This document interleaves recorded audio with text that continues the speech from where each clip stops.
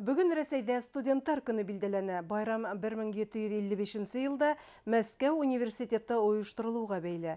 Һәр елдагысы бұл көндә югары уку йортларында белем алучылар өчен мәдәни спорт программалары оештырыла.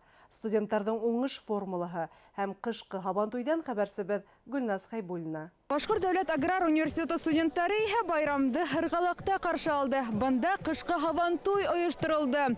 Быйма ташлау, аркан тартышу, яшьтәр өчен 2 сәгатьлек күңел асу программа узгарылды. Ярыштар бик кызу барды. Егет-кызлар сират торып уларның һәр береһендә катнашып өлгерергә тырышты.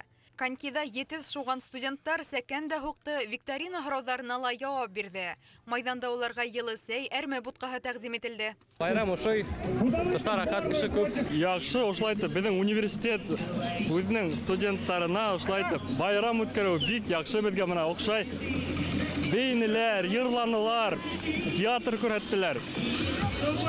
Мына бесплатно буштай конькила йөрөргә мөмкинселеккә зур рәхмәт әйткем килә аграрныйҙың руководствоһына. Сәләмәт тормошты пропагандалаусы саранан аспиранттар педагогик коллективта ситтә ҡалманы. Әйткәндә, юғары уҡыу йортонда ҡышҡы һабантуй беренсегә ойошторолдо. Бүгенге көндә 54 аграрный университет бар Рәсәй буйынша. Шунда безнең университет 8-нче урында тора. Ул лучший десятка. Уңышлар безнең төрле яктан бар. Бүгенге көндә спорт буенча да, мәдәният буенча да, һәм иң беренче ул уку буенча, наука буенча. Байрам аҙағында йәштәр махсус хәрби операцияларға ҡатнашыусыларҙы ҡеүәтләп, боҙ өҫтөндә Z хәрефе формаһында теҙелеп баҫты. Ә баш ҡала күгендә салют балҡыны. Йәшлек иленең студент сәләме булып.